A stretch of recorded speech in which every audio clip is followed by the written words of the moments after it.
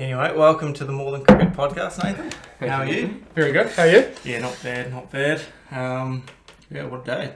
Cracking day, isn't it? It is. Beautiful. So you boys got the final this Sunday. Yes, yeah, one day final on. Is that Sunday. at Burnside? It's at Burnside, yeah. That'll be tough. That'll be a tough game. They're very good on their own patch of turf, so they're a pretty well-rounded side, so they'll be tough to get past. Yeah, you might like bowling there though. The wicket we played on last week was the first one all season that had like some pace and bounce to it. Yeah, it'll be interesting. I haven't played there for about 3 or 4 seasons, whether it be through injury or draws or whatever. So, yeah, it's been a bit foreign to play there again. Yeah, and obviously coming off Sunday, Lort said that the wicket wasn't bad, even though it was a low-scoring game. Probably one of the better wickets we've had. Everyone just got a bit jumpy with it. Had a lot of pace and a lot of bounce, and everyone just got a bit jumpy and sort of forgot how to play cricket because we were used to the low, slow dumpers where you just rock on the front foot and away you go. So as soon as there was a bit of pace and bounce, guys sort of struggled to get going. That was the same as us, but Burnside didn't struggle to get going. It was kind of one of those. We actually played on the wicket on the Saturday on the 2-dayer, and like there was only one player in the day got over 20, or two actually, 2 players, and one of them scored 120 out of their 180 or 200 or whatever it was. So Jesus. Yeah, it was interesting. It was sort of one of those wickets where once you were in, but no one really gave themselves the time to get in. So sort of a few learnings from that. This is always a lot more time than you probably think. Yeah. Because I think we were like 8 overs short of batting the 50. It's a lot of balls left in a one day. Especially in a semi-final, yeah. Yeah. Not ideal, but obviously got over the line.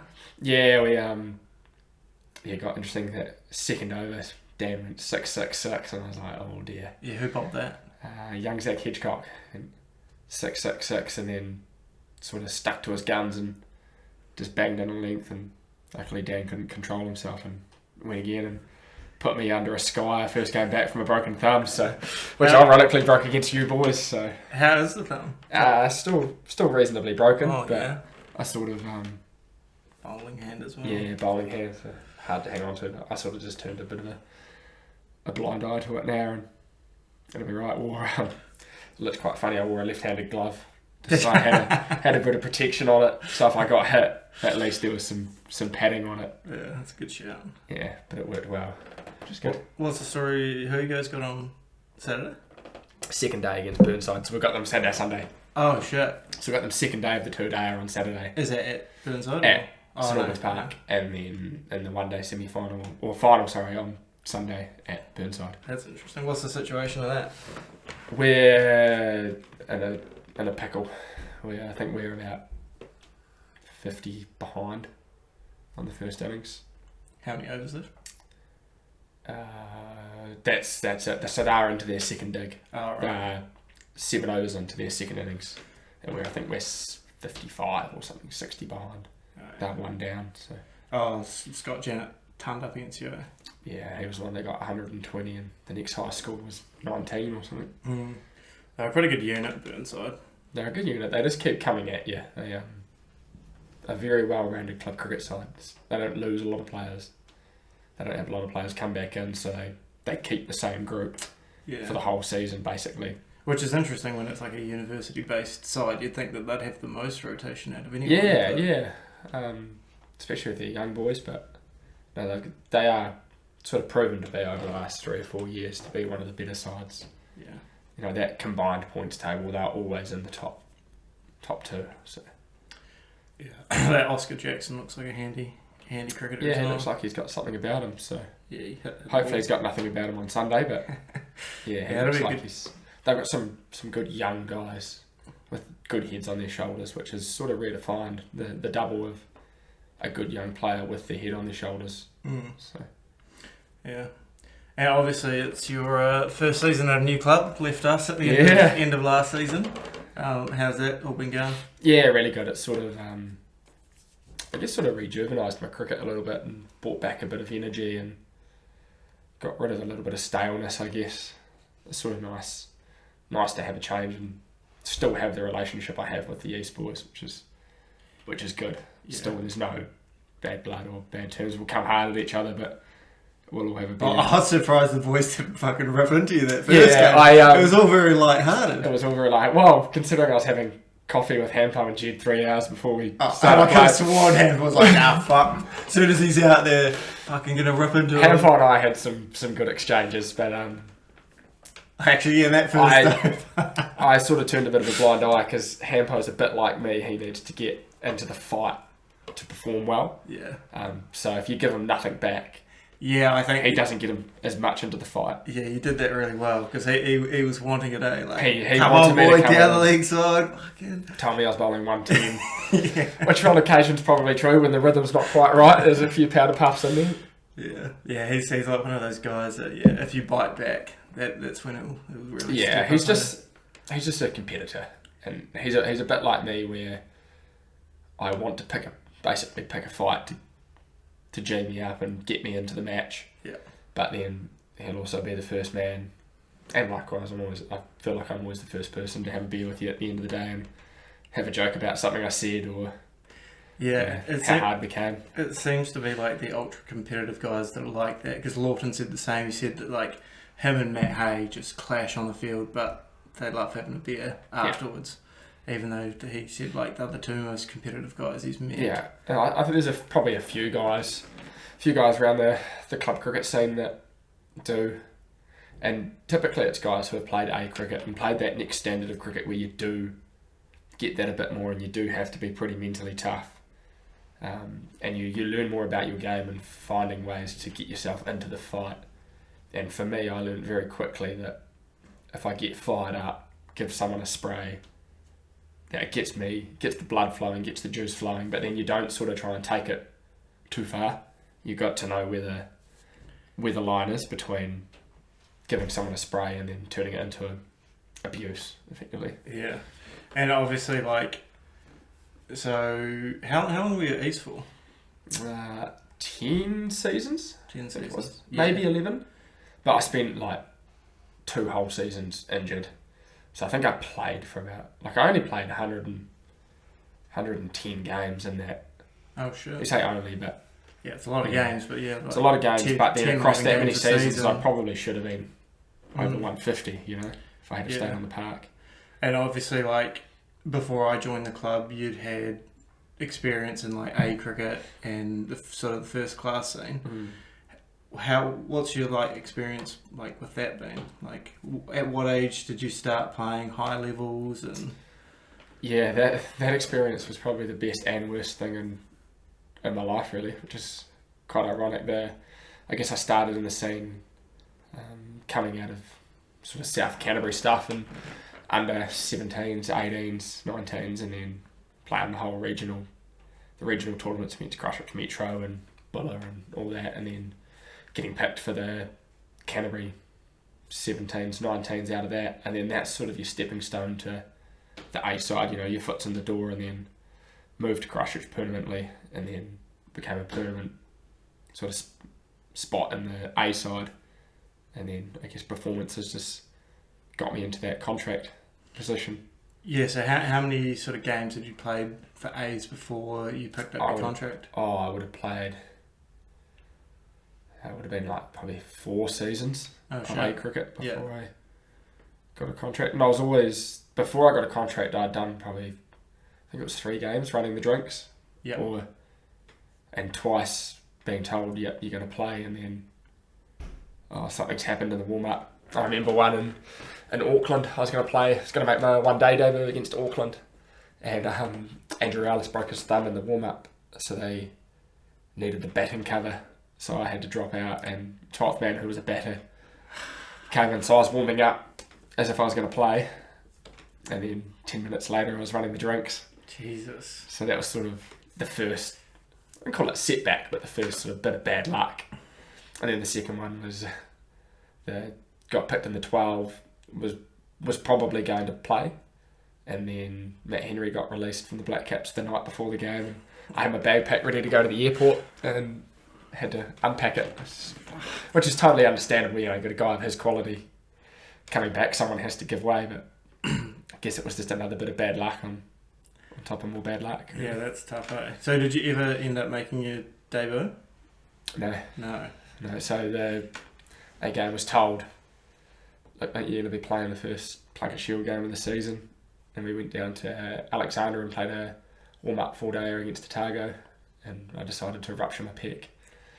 And that was pretty much the start of the end of the career, really, which was tough to take, but also potentially looking back, I got myself back into a position where I was fully fit, but whether I mentally was sort of not over it or didn't quite put in the effort required to get myself back to that level, I'm not sure, but yeah, I probably could have done a little bit more to get back there. But it was just so hard to take, that being, you know, it was in touching distance, it was there, to then being the whole season and some out of cricket altogether. And that must be quite a rare injury, I'd imagine. Like, before, like, I've heard you and Dutchie's done it recently for us, but before that I've never really heard of cricketers doing a pec. Basically, talking to the surgeon, I was the only cricketer to have done what I did in terms of the full rupture. So it was basically complete reconstruction. The other one that's had one done was Seth Rance. He did his pec. But I don't, from my knowledge anyway, with talking to the surgeons and different physios around the circuit, that his wasn't as bad, but was still a surgery job. But it's more common in rugby players. Yeah. Than it is in so was that on the bowling side? No, so basically what we think had happened, we had gym testing during the week and was doing bench press, and whether I've just pushed it a little bit too hard, and their sort of general thinking was that potentially I just put a little tear in it doing the bench testing. Just a small tear, which is obviously nothing major, but then didn't feel it, didn't notice it. And then I went to dive on a ball that Bruni hit back at me. Just dove on it, put my arm out like that, and it just let go. Just fully detached from the top of the bicep. So right, I guess that makes more sense. I was thinking you did it bowling, and I was like, no, it was that outstretched motion, like similar to a rugby player where they put their hand out and it gets ripped back. Right. I was sort of like just stuck it out, and my body sort of went one way, and my follow through naturally peeling off, and my arm just unfortunately it let go. So my pec's on a length at Molyneux Park somewhere, rolled into the surface. So how long had you had a contract for at that point? 2 weeks. Oh shit. 2 weeks. Or whatever it was. What did I do? I did that in last week of September, I think it was. And we go on contract at the start of September. The 1st of September we were on contract, I believe. I can't remember if it was... Yeah, it definitely wasn't August. It must have been the 1st of September. Yeah. On contract, and then by the end of September I was on the operating table. And what was the recovery time on that? We didn't really know at the time. We didn't have one, but it took me the whole season to get back to even being able to rotate my arm really, and then had a little setback in, because once I went off contract I was like, oh, Jesus, I need something here. So I went back to my previous job before I was a cricketer and tried to start on light duties, but just basically set me back again another 3 or 4 months. I didn't start training until August, I think it was, instead of like June for the winter stuff. And then also, which I look back on and sort of think was harsh, but maybe the right call at the time, was at the end of that season they do the contract negotiations and give you a ranking, and they had decided to let me go, which was sort of another, on top of you thinking how close I was to playing, and then actually ended up running the drinks, to then going told I'm going to play, to rupturing my pec, to then going, hey mate, sorry, we're going to we're going to let you go and go with someone else on the contract list was sort of just more and more cruel blows piled up, really. Yeah. And that's tough because, like, obviously you don't, you just got your contract, you get the injury, you're starting to come back, and then you lose your contract. But you see it all time with other districts, like CD's particularly good at like retaining players. Like you look at the likes of like Bevan Small and like Milne, Wheeler, like all have been there for 10 plus years, not played many games collectively, and yet they've all sort of maintained their contracts through those windows. I do wonder whether it was the right, like, not necessarily the right call, but yeah, that would have been a tough call for them to make, because they wouldn't have wanted to just cast me aside. You know, they would have invested a lot of money in me through the A program and through winter trainings, and I guess in the long run it's probably worked out, because the beneficiary of that was Fraser Sheet, who now is actually, he's going alright and having a pretty successful, especially Red Bull, pretty successful career. So in hindsight, you can say from them, great call. But from a personal point of view, I struggled to deal with that. I think felt like I was just cast aside. Yeah, as you would. Because how old were you at the time? I was 24. Right, yeah. So I still had a lot of cricket left in me. Yeah. And how old are you now? 30. 30. Yeah, and so like were you still in talks with Canterbury over the years following the injury? Yeah, so I was still in and around the A program and played a lot of A cricket. But again, injury just followed me, whether it be stress fractures in my back, side strains, pec sort of kept playing up every now and then. And so that sort of, I couldn't really get going again. And then I think it was 27, 28, and I decided to roll the dice and just give it one more crack and head to Dunedin and link up with the Otago squad. And then again, was going along really nicely. We played a Ford Trophy a one-day warm-up game, inter-squad game, and bowling into this absolute howling nor'wester. Took like 3 wickets in 2 overs.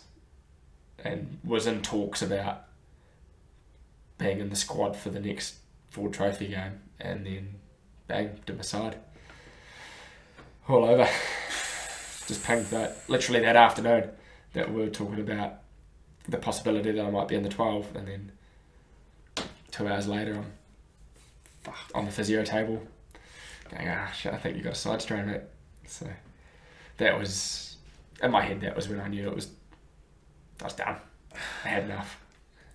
Fast bowling, like as a batsman, like batsmen just typically don't get injured. If they do, they might do a cameo or something, or like broken toes. Yeah, or something. Yeah. Jesus, fast bowlers, man, that's a tough gig. I think with the back stuff, my S&C wasn't probably where it needed to be at that standard, at that first class level. I probably just took it for granted that I was running fit. I could run all day. I'd bowl all day purely on adrenaline. But I probably didn't put in enough yards with the strength and conditioning stuff. Right. As to, like, I'm at my strongest now than I have been in my life probably, and I'm just a club battler. Like, I wish I probably had the attitude to S&C I do now compared to when I was mid-20s, because I had the opportunity of a lifetime, really. Do you have full confidence in your body now? I actually do. Yeah, for the first time in my career, I haven't thought about being...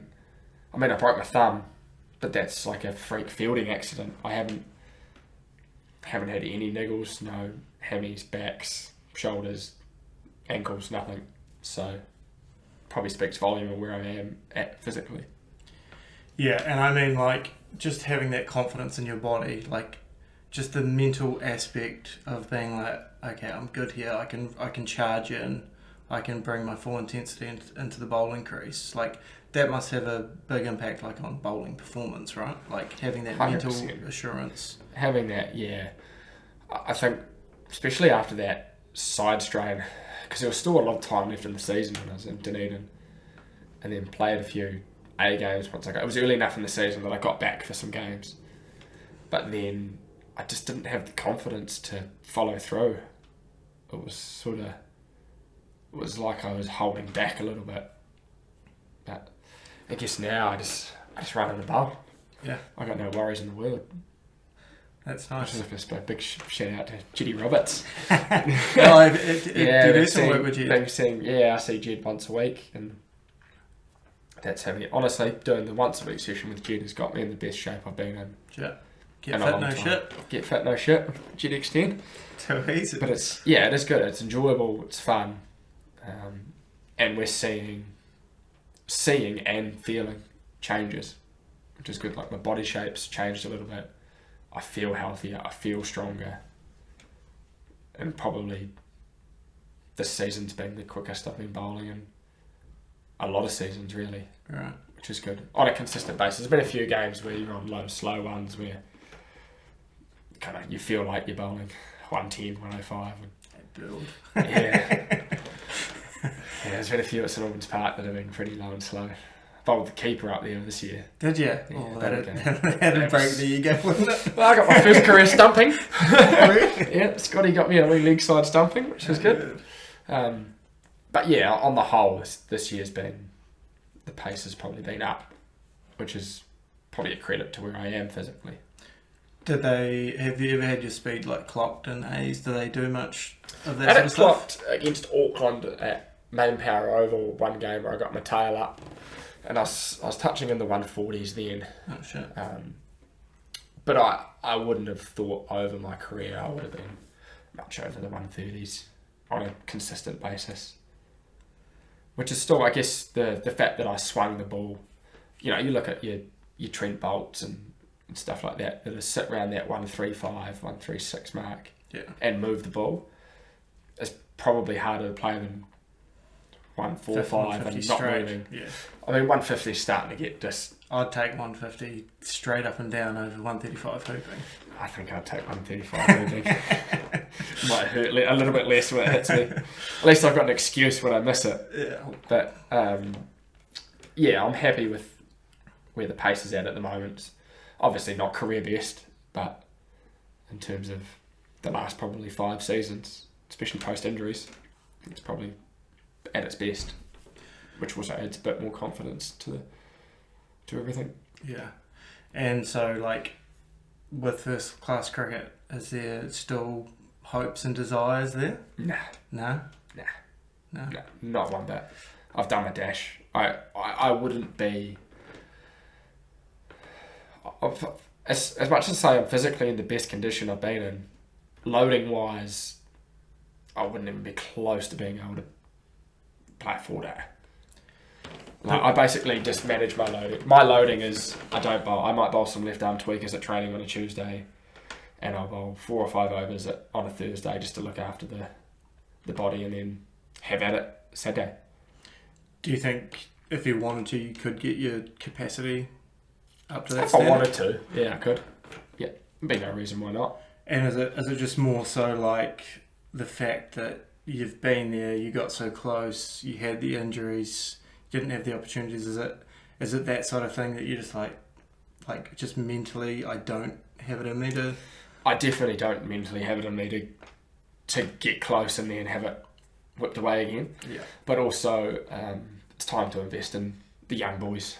Like, there's a really good crop of young quick bowlers coming through in Canterbury. So I remember when I was that young quick coming through that they invested in. Sort of Willie Lonsdale was in the position I'm in, or was in a few seasons ago, where they started talking about the younger guys coming through and, you know, how much life do you have left in you as a first class cricketer, and they sort of gave me the investment rather than Willie at that time, and then sort of that became, I was in what Willie's position was, and with some young seamers coming through. When I came back to Canterbury from Otago, I sat down with Donks and Fultz and said, hey, look, you know, where are we at? Would you have me as part of your A squad? And they said, look, we'd have you as part of your A squad, but will probably start to look towards the young fellas in terms of game time, which was fine because at least they were open, honest. And I was sort of like, yeah, well, I was that young fella once that needed that opportunity. So, yeah, no regrets in pulling pin from that stuff. I just don't like the, I don't know, selection around age, I guess. Like, I think it should always be the best guys for the job get the job, regardless of age. And if you're a young guy and you want the spot, get better, work harder, like earn your spot. Like I just love seeing guys like Jimmy Anderson push through. Like your Darren Stevens still playing first class cricket at 45. Yeah, it's just like there's just something about like just guys being like, I'll keep playing until there's someone better than me, you know? Like, someone come take my spot, and when they do, that's fine, but... Yeah. Like... Yeah, I guess it filters down from the top, doesn't it, with New Zealand cricket and their long-term plans. Like, a fella like Willow Rook was the perfect beneficiary of investing in the young guys at a young age, when he was 17, 18, getting him into the A sort of setup, and then... all of a sudden, now he's playing Test cricket for New Zealand in the space of 3-4 seasons of, he's still got 10, 12 years left. Yeah, how's he? 22, 3? Actually, no, yeah, he's only young. He must only be about 22, 23. And you look at a guy like Tim Southey, who was playing Test cricket when he was 19 or 20, where he got to in terms of his career stats. A guy like Will, there's no reason why he couldn't get to that level. Yeah, it'll be interesting to see how long like someone like Southey goes on. Like he, who knows? What's he? 35? Yeah, it must be give or take. I don't actually know, but he's certainly getting towards the tail end of his career. You would have thought. But I mean, even with him, like he seems to be getting better with age as well. Just like seems to be getting more crafty. Yeah, he loses sort of more and more pace each season, but he's obviously got this willingness to learn and get better. Yeah. And I suppose it's the same with Jimmy Anderson as well. He doesn't necessarily have the pace that he used to have, but he's just got this willingness to learn and get better and learn different ways about going about it. Yeah, and that's what I was talking to Lortz about. I was just like, it's just so impressive, like after that many years of Test match cricket, that like a guy like Jimmy Anderson still has that desire to get better, improve, and still earns a spot in the team. And like that's another reason that I'm like, fuck, if there's no one better, keep playing. Make the young guys earn their spot. Yeah, exactly. Yeah. Have you... do you love cricket? Like, a lot of the guys have come on here, I'm like, do you love cricket? They're like, yeah, it's alright. Yeah, I love cricket. Have you loved it from a young age? Yeah, I loved it ever since I picked up a ball and bat when I was 3 or 4, down at the Temuka Domain, playing with the old plastic bat and wickets, doing the Milo, have a go, and yeah, I've just loved it ever since. And I guess that's why I've kept coming back with all these injuries and setbacks, and be very easy just to throw in the towel and play golf. Yeah. But yeah, I love the game. I love the social nature of it. In a 6-hour match, you spend 3 hours sitting with your mates talking. Yeah. And how good's that? So it's pretty ideal. Yeah, it's pretty good. And obviously, like, you seem like a lot happier and healthier from when you left us, I guess. Yeah. And I've heard that like some stuff's changed in your personal life. You've got a new partner and life's going well. Yeah, and I guess that contributes too, doesn't it? The off-field stuff contributes hugely to your on-field stuff, and whether you can. I don't think you can just put the fact that this year's probably been a bit more enjoyable and going better down to leaving. Surely, I think it's probably got a lot to do with off-field stuff in terms of work, partner, all the rest of the stuff that comes with life. Definitely, if you're weighed down in life, it's going to affect you on the field, because the second something goes wrong, you're gonna feel deflated and down, and it's never always going to be box of fluffies, is it? No. No, not at all. So, and you're living with Dick at the moment, eh? Well, I pay my rent there. Yeah, Pay my rent there. You haven't been there much. Yeah, but no, it's been good for Tom and I as well to, especially early on when I moved in, to spend some good time together, and now it's sort of when I do spend the odd night at home, if that's what you want to call it. We get to have a bit of lads time, a bit of chat, and catch up on each other's lives. So it's been good for our friendship as well, which is good. How long have you been with your new partner for? Probably only like 4 months. Oh, yeah. Yeah, so it's reasonably fresh. Were you Tinder date, was it? No, actually, I've known her for a while, just through football and stuff like that. But we were both with our respective partners at the, I say at the time that we knew each other, and never thought anything, would ever happen with us. But we were both, I guess, in similar situations with our partners, and we both left our partners at a similar time, and sort of that almost brought us together, just sort of chatting about that, and then it sort of just took off from there, I guess, which has been nice. Yeah, it's funny how things like that work out, and like how much like your relationship does play a big factor in your life, even if at the time you don't realise it, and then like you find something new and you're like, oh, this makes much more sense. Yeah, it's been like that, and nothing against my former partner. We got on well, but perhaps it just wasn't meant to be.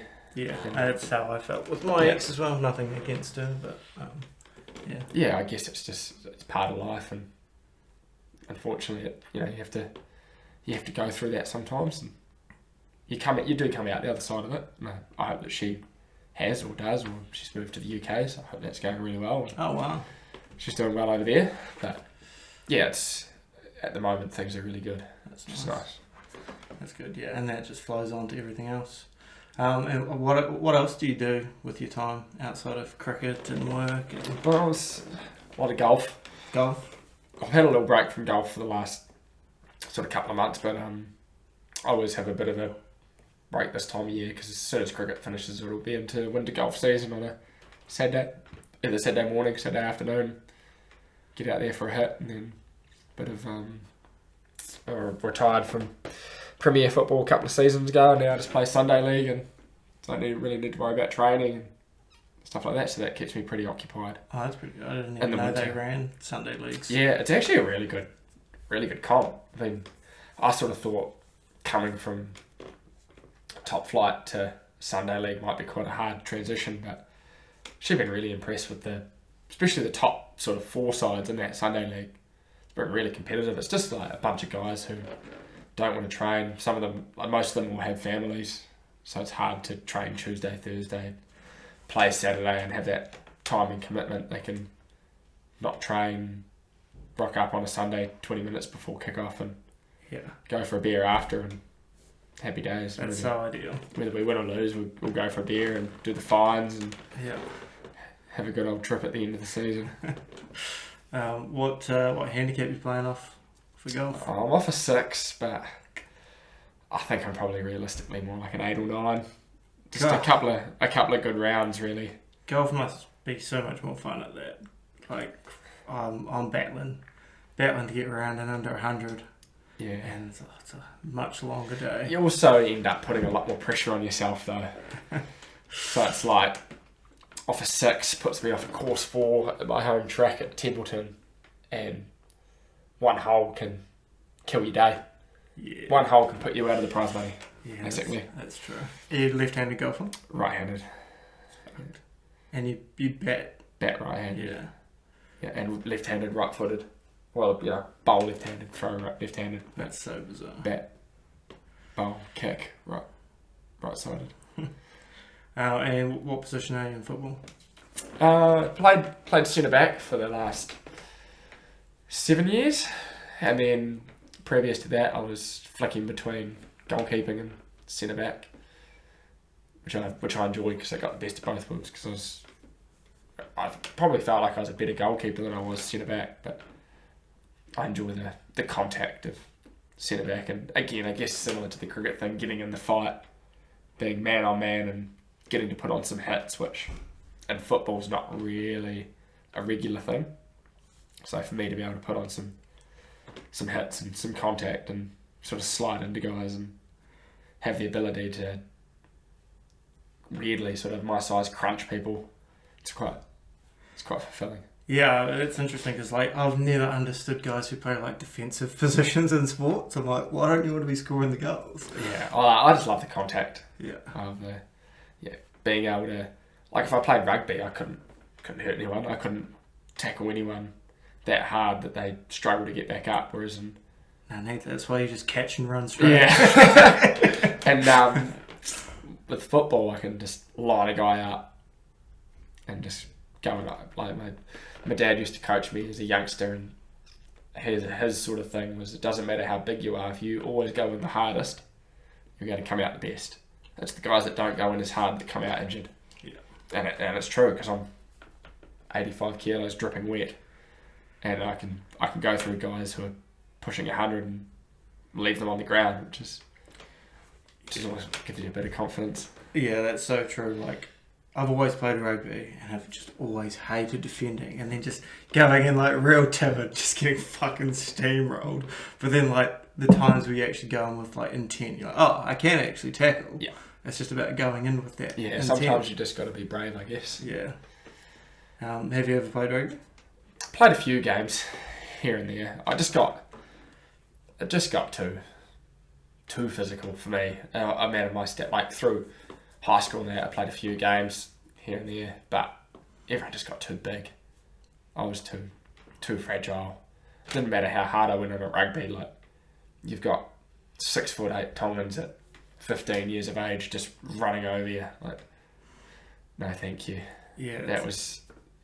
They're too big for me. I'll stick to football, I think. Well, even for like me, like I go from like being one of the bigger guys in the cricket changing rooms, then show up to rugby. It's like, oh, I feel so small. Yeah, it definitely can be like that. I would probably. I thought about it a couple of seasons ago. I wonder if I could play like some lower div rugby again. But lower div's almost harder because you have big boys who aren't technically as good. Yeah. So you're probably going to get hit the same hardness but less technique. And a bit dirtier. A few things in the bottom of the ruck, and I get injured enough playing a non-contact sport like cricket, let alone rugby. Yeah. Do you see yourself being a club battler for years to come? No, I don't think I've got too much left in me. Maybe I think my plan is to probably next season as a full-time Premier cricketer be my last. We'll see what life brings. Getting to that age now where other things become priorities. You're starting to think about families and houses and all the rest of the stuff that comes with it. So it'd be interesting to see. My long-term plan is for next season to be my last, but you also, if you've got the bug, you go, let's go one more. But it might be on a more casual basis, if we're scratching for numbers. That's a dangerous game to play.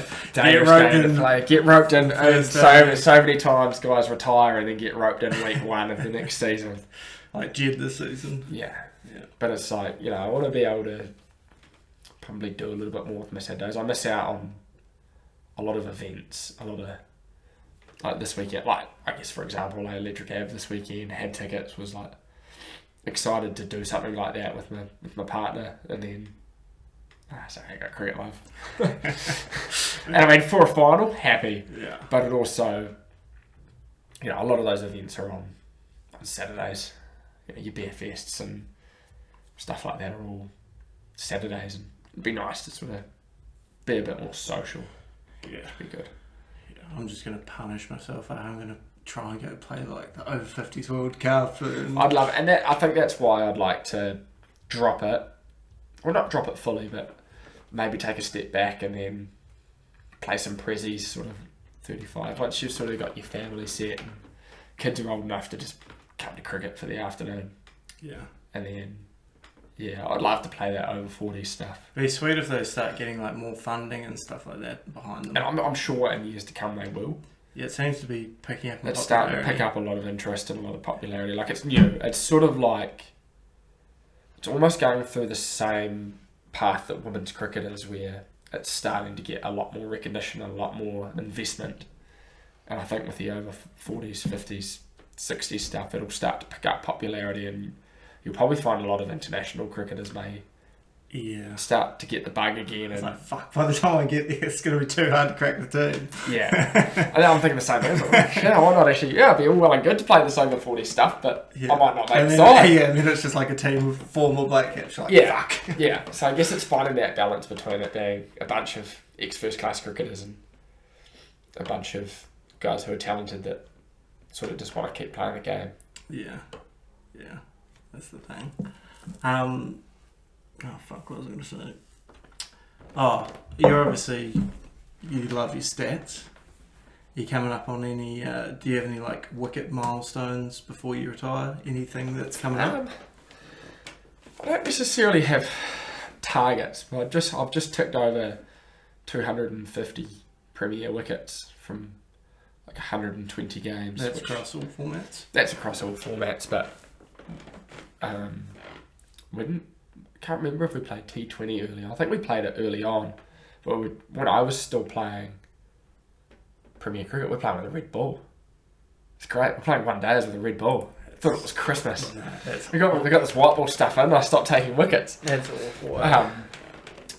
But yeah, a reason it snuck up on me that actually. It wasn't until the park page posted that I got 250 Premier wickets, and I was like, an average of 20 across my career. I'm pretty proud of that. It's a lot of game to wicket ratio. That's pretty solid. So that's real good. So you could tick off 300 then? Nah. Another 50 in? I'd like to tick off 300. Yeah. 300 is a good goal. And I would like to think in 1.5 seasons I probably should get there. How many games you played? 120? About 120. Yeah, 150 games, 300 wickets. Yeah, that would be a good 2 wickets a game. Yeah. They'll be pretty happy with that. Yeah. Well, they better fucking go back to a decent T20 competition next season. Yeah, I think they need to go back to the full. That was a piss take. Full T20. Yeah, it was over before it began, really, wasn't it? Yeah. It was fucking ridiculous. Yeah, back to the full.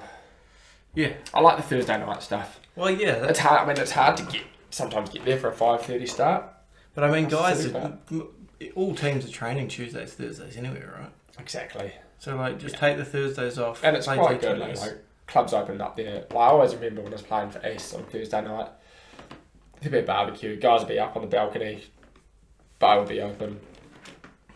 It'd be a great atmosphere on a Thursday night. And you just play 2 games on a Saturday. Yeah. Yeah, I mean, you can play 2, 4, 6, you can play 8 games in 3 weeks. Yeah. Give or take. Yeah. Well, I mean, even if they didn't want to play Saturdays, you could just do 8 weeks of Thursday nights.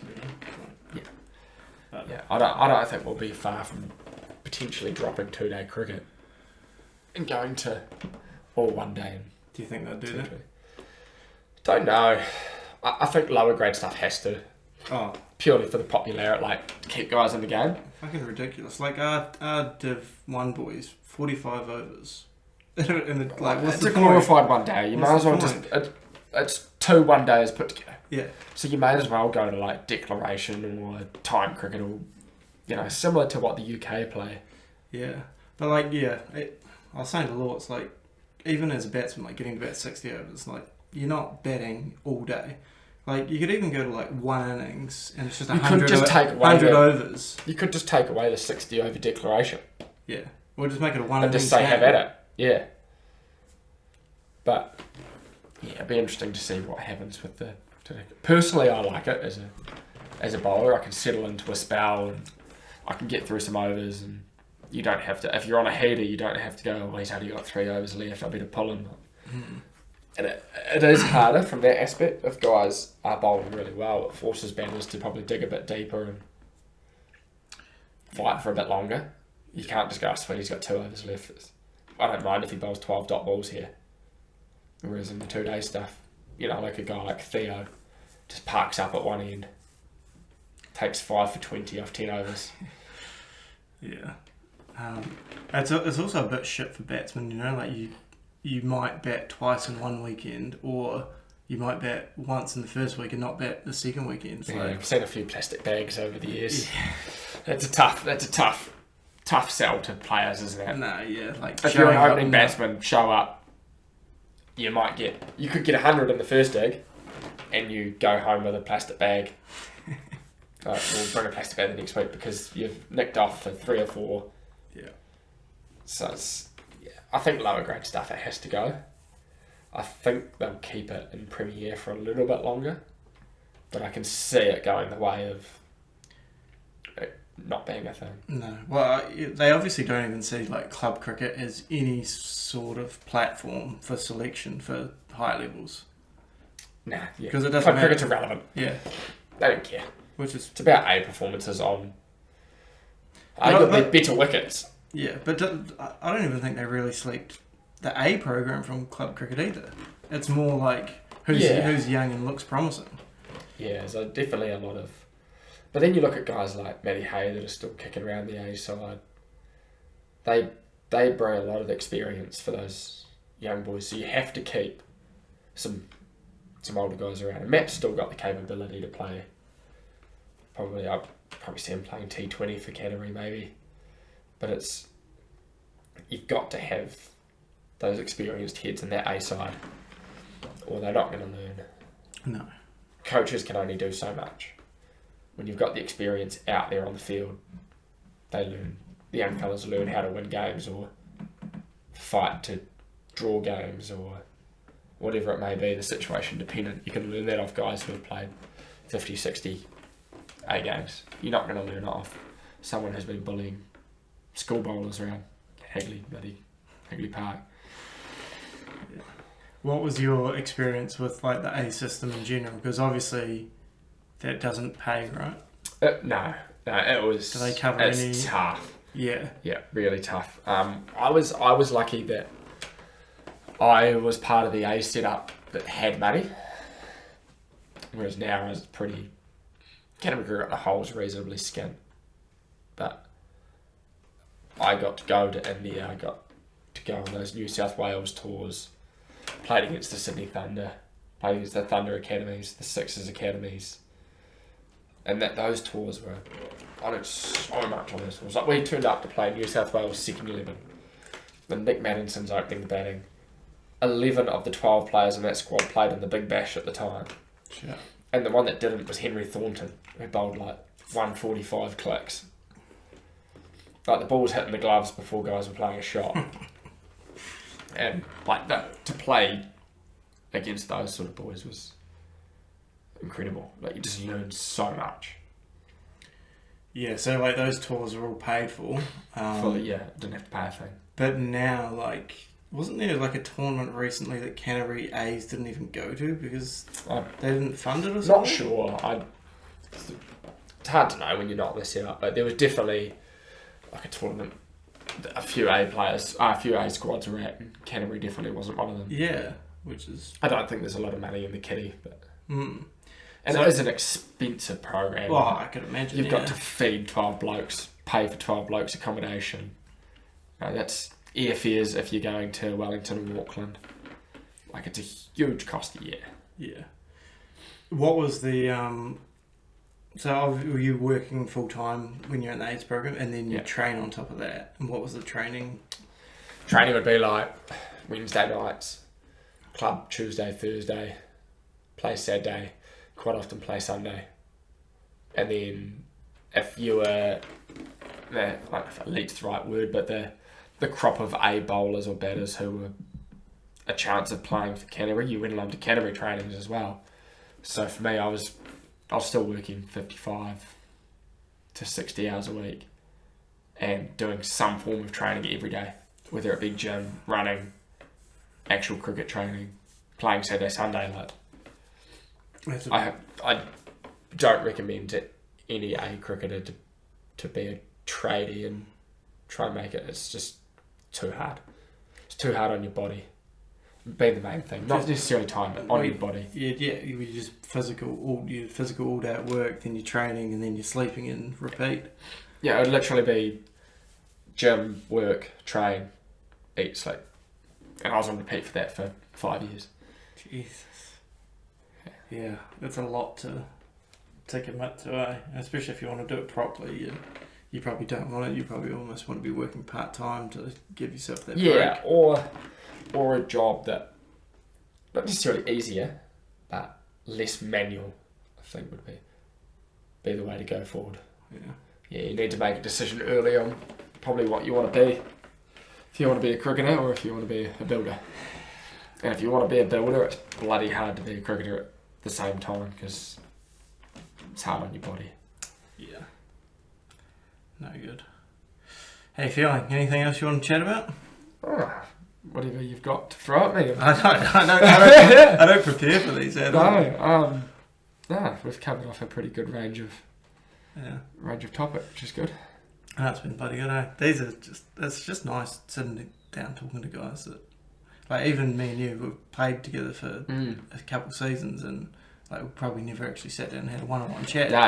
No, and it's good. It almost encourages conversations without the mic, you know. Yeah. For people. Well, exactly. Like, I had Dan Van on Tuesday, I think it was, and we were talking about then, and then he invited me out to CrossFit yesterday. Went and did CrossFit with him, then I was back out there today, and it's just like... Just builds relationships. Yeah, it's quite cool, It's just different.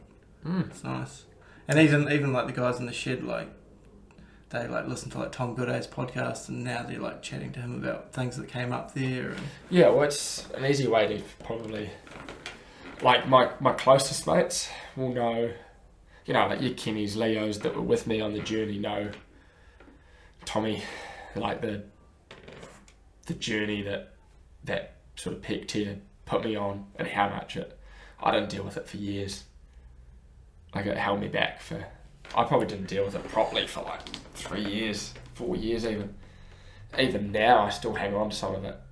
Like, there's that instant jealousy when you see someone who once you're ahead of, now succeeding, you're like, you can't help but think almost that could have been me. But yeah, have you done much work around like the mental side of like that hardship? Like, during the A and Canterbury setup, there was quite a bit, but it was almost post career. Once I called quits and said, no, I'm not playing any rep cricket anymore, all of a sudden it hits you. It was like, I gave up from ages 18 to 27.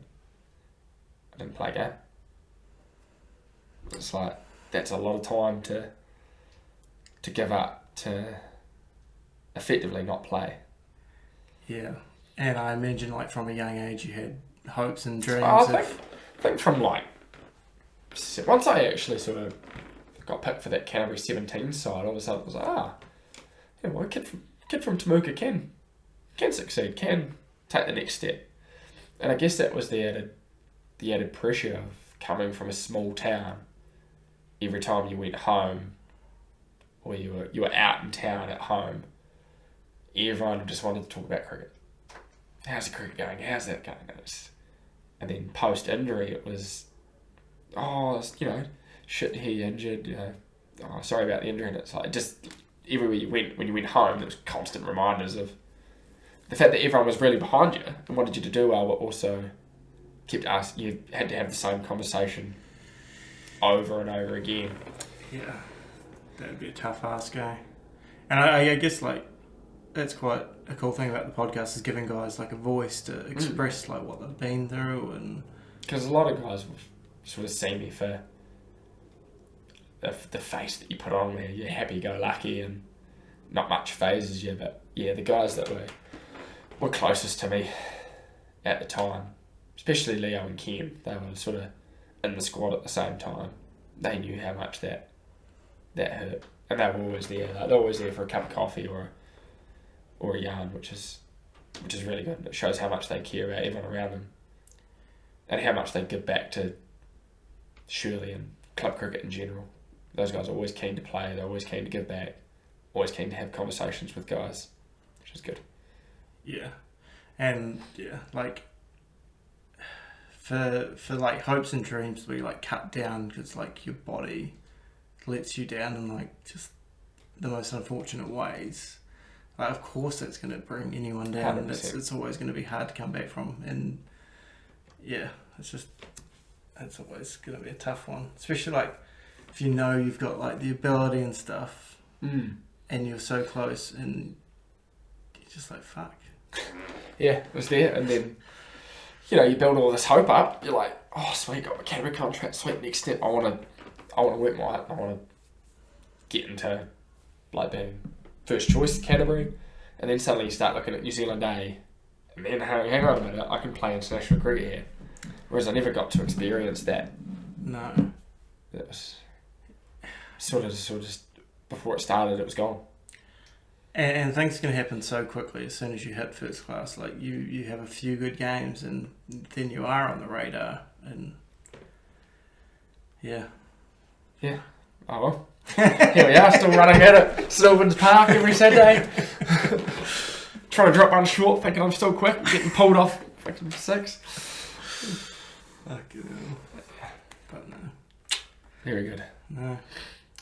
Got about an hour. Perfect. Happy? Happy as.